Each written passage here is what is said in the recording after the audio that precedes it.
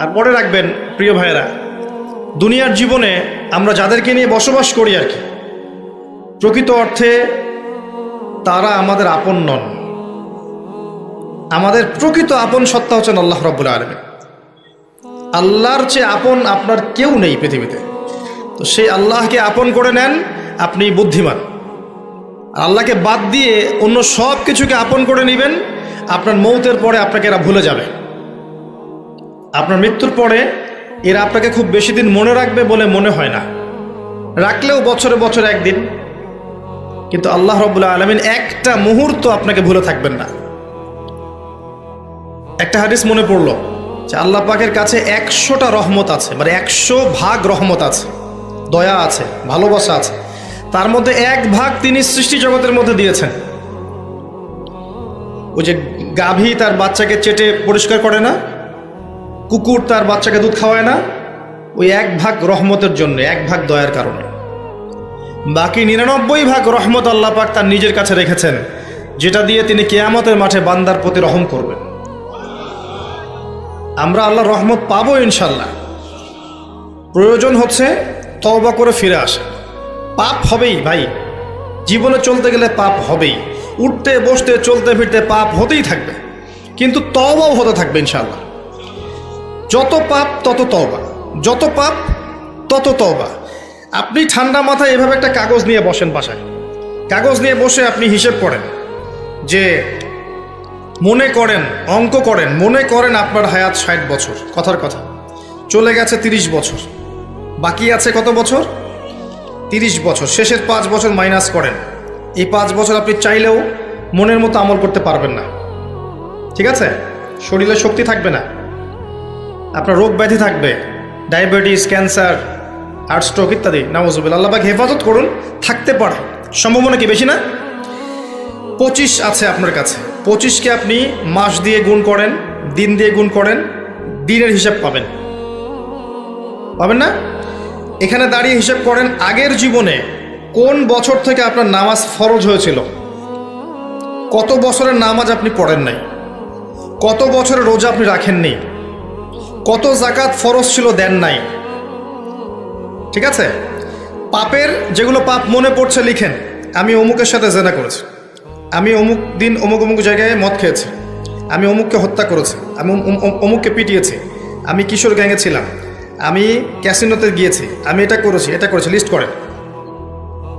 প্রত্যেকটা পাপ দেখবেন, এক একটা পাপের জন্য আপনি আল্লাহর কাছে আলাদা আলাদা করে আল্লাহর কাছে দোয়ায় বলবেন, আল্লাহ আমি ওই পাপ করেছিলাম, আল্লাহ আমাকে মাফ করে দাও, আমি ওই পাপ থেকে তওবা করছি আল্লাহ, আর জীবনে কখনো এই পাপ করবো না ইনশাআল্লাহ। এরকম করে তওবা করেন, তওবাটাকে ফিল করতে পারবেন। খালি মুখে যদি বলেন আস্তাগফিরুল্লাহ ওয়া আতুবু ইলাইহি, ফিল করতে পারবেন না। আপনি লিখেন, বুঝবেন যে আপনি কি কি করেছেন জীবনে। করা যাবে না এটা, যেগুলো মনে পড়ছে করা যাবে কিন্তু। এরপরে অজু করবেন, করে সুন্দর করে 2 রাকাত সালাত পড়বেন, পরে চোখের পানি ছেড়ে আল্লাহর কাছে কান্নাকাটি করবেন যে আল্লাহ এই কাজ আমি করেছিলাম, আমি প্রত্যেকটা কাজ আমি আল্লাহ স্বীকার করছি যে আমি এগুলো ভুল করেছি। আল্লাহ তুমি আমাকে যত নেয়ামত দিয়েছো সব নেয়ামত স্বীকার করছি আল্লাহ, আমি যত পাপ করেছি, তোমার অবাধ্য হয়েছে, সব স্বীকার করছি আল্লাহ, তুমি আমার পাপগুলোকে মাফ করে দাও। 1 মুহূর্তের মধ্যে আল্লাহ পাক মাফ করে দেবে ইনশাআল্লাহ তাআলা। শুধু তাই না, আল্লাহ পাক বলেছেন যে আল্লাহ পাক এই সমস্ত গুনাহগুলোকে নেকি দিয়ে পরিবর্তন করে দিবেন ইনশাআল্লাহ। ইল্লা মান তাবা ওয়া আমানা ওয়া আমিলা আমালান সালিহান, আছে না একটা সূরা ফুরকানে, ইল্লা মান তাবা ওয়া আমানা ওয়া আমিলা আমালান সালিহান।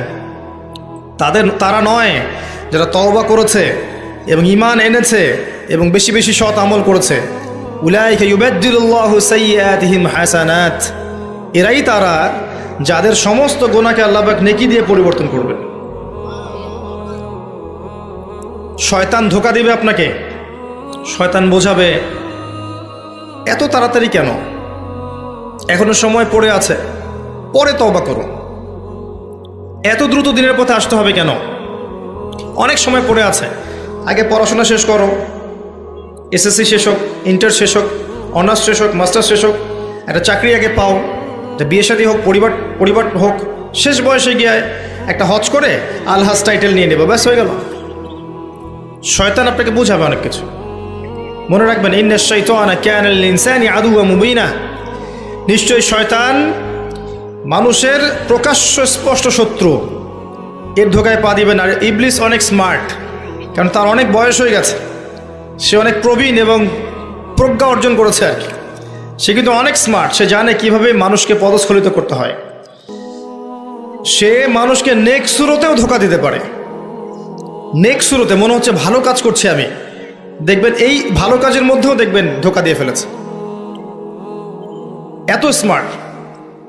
তো আমি যে পয়েন্টটাতে কথা বলছিলাম যে যুব সমাজকে যদি ইব্রাহিমের মতো, ইসমাঈল আলাইহিস সালামের মতো, মুহাম্মদ সাল্লাল্লাহু আলাইহি ওয়াসাল্লামের আদর্শে উজ্জীবিত হয়ে জীবন করতে হয়, প্রথমে তওবা করতে হবে।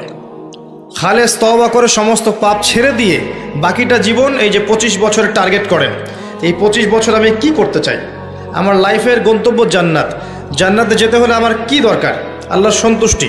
আমি একটা জীবন পেয়েছি, এই 25 বছরের পর আমি আর থাকবো না পৃথিবীতে, এই সময়টুকুতে আমি কি করতে পারি নিজের জন্যে, নিজের পরিবারের জন্যে, আমার পরবর্তী প্রজন্মের জন্যে, ঠিক আছে, আমার উম্মার জন্যে, দেশের জন্যে বা রাষ্ট্রের জন্যে আমি কি করতে পারি, প্ল্যান করতে হবে।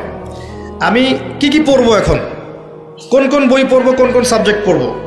পড়াশোনা করতে হলে আমাকে কার কার কাছে যেতে হবে লিখে ফেলেন।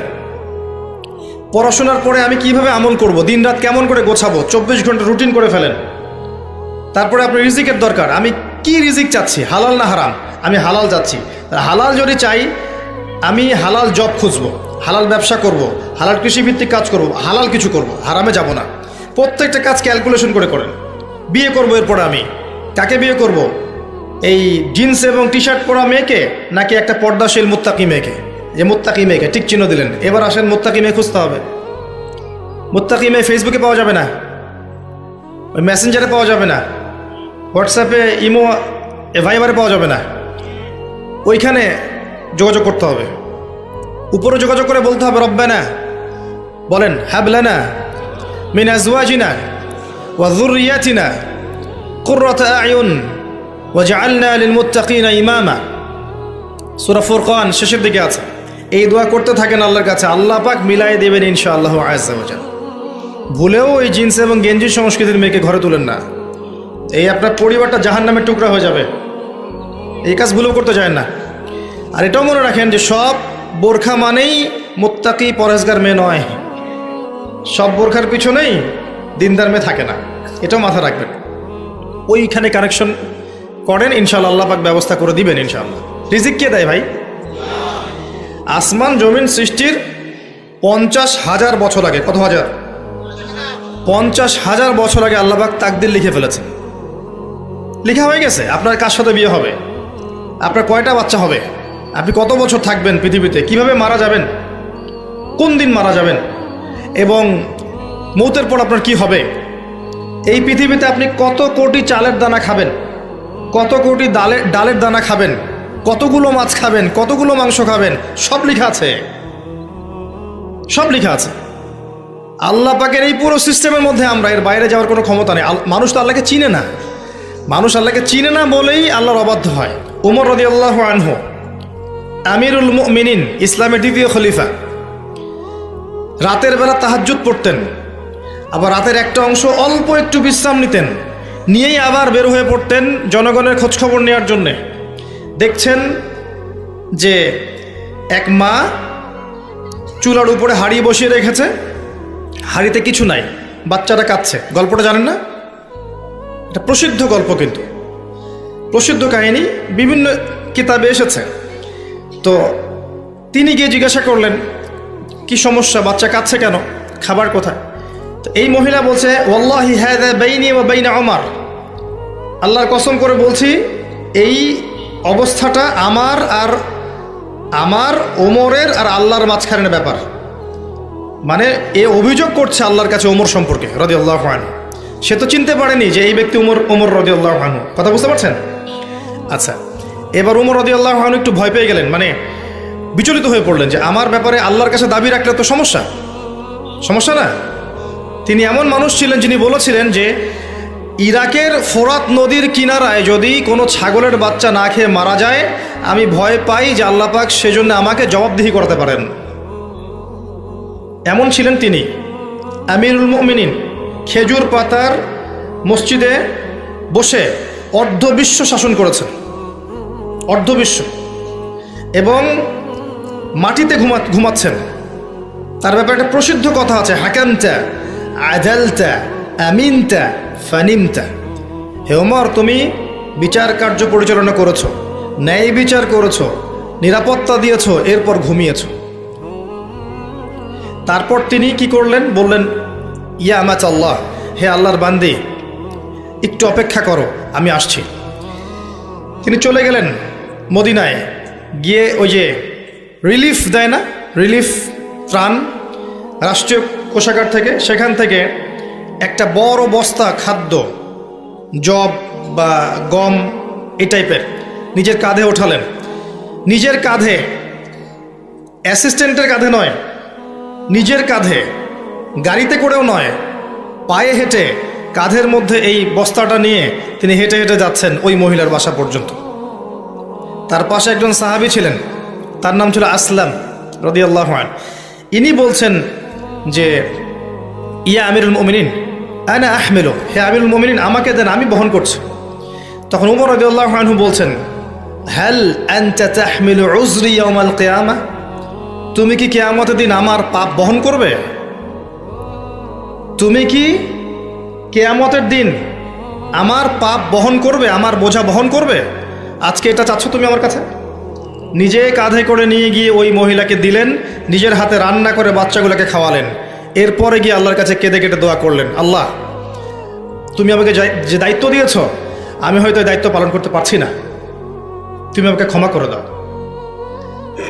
আমি কিভাবে আপনাকে বুঝাবো যে এগুলো হচ্ছে ইসলাম? ইসলামের এই সৌন্দর্যগুলো দেখে হাজার হাজার অমুসলিম ইসলাম কবুল করেছে। ইসলাম তরোয়ারির জোরে ছড়ানো হয়নি, মানুষকে জোর করে, বোমাবাজি করে, সন্ত্রাসবাদ ছড়িয়ে এভাবে ইসলামের প্রচার হয়নি, কখনো হবেও না ইনশাল্লাহ। ইসলাম এভাবে সৌন্দর্য দিয়ে প্রতিষ্ঠিত হয়েছে, ন্যায় বিচার দিয়ে, আদালত আমানত দিয়ে, মুসলিমদের তাকওয়া পরহেজগারিতার চরিত্র দিয়ে।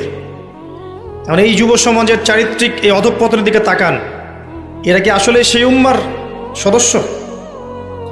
আদৌ কি আমরা উমর রাদিয়াল্লাহু আনহুর উত্তরসূরি, আবু বকর ওসমান আলীর উত্তরসূরি, খালিদ বিন ওয়ালিদ, তারেক বিন জিয়াদ, জায়েদ ইবনে হারেসা, জাফর ইবনে আবি তালেব, আব্দুল্লাহ বিন রওয়াহা তাদের অনুসারী, বদর এবং উহুদের সাহাবীদের মতো আমরা? আমাদের উচিত নিজের চেহারা আগে আয়নায় দেখা, কারণ প্রত্যেকটা নফসকে মৌতের স্বাদ গ্রহণ করতে হবে। ফাইন্নামা তুওয়াফাউনা উজুরাকুম ইয়াউমাল কিয়ামা, এরপর কিয়ামতের মাঠে তোমাদেরকে পূর্ণ প্রতিদান দেয়া হবে। ফামান যুহজিহা আনিন নার ওয়া উদখিলাল জান্নাতা ফাকাদ ফাজ, ওই দিন যাকে জাহান্নাম থেকে বাঁচানো হবে এবং জান্নাতে প্রবেশ করানো হবে, একমাত্র সে ব্যক্তি সফল, আর কেউ সফল নয়। তাই আমি যুব সমাজকে আমার হৃদয়ের অন্তঃস্থল থেকে অনুরোধ করব, এই যে সময় নষ্ট করা, অহেতুক পড়াশোনায় ফাঁকি দেওয়া, আপনার ইসলামের বেসিক জিনিসগুলো না শেখা, কোরআন হাদিস না পড়া, রোজা না রাখা, নামাজ না পড়া, কোরআন তেলাওয়াত না করা, আল্লাহর জিকির আজগার না করা, সারাটা দিন এই যে ফেসবুকিং, ইউটিউবিং, আপনার পাবজি, আপনার টিকটক, এই যে আপনার আর কি আছে, এই যে পর্নোগ্রাফি, আপনার অশ্লীল সাইটগুলোকে ভিজিট করা, মেয়েদের সাথে চ্যাটিং করা, গার্লফ্রেন্ডের সাথে ডেটিংয়ে যাওয়া, জিনা করা, মাদকদ্রব্য সেবন করা, এই যে পশ্চিমাদের নোংরা সংস্কৃতিতে অভ্যস্ত হয়ে গেছেন, আল্লাহর ওয়াস্তে এখান থেকে তওবা করে ফিরে আসেন। ফিরে আসেন, আপনার জন্য দুইটা সুসংবাদ।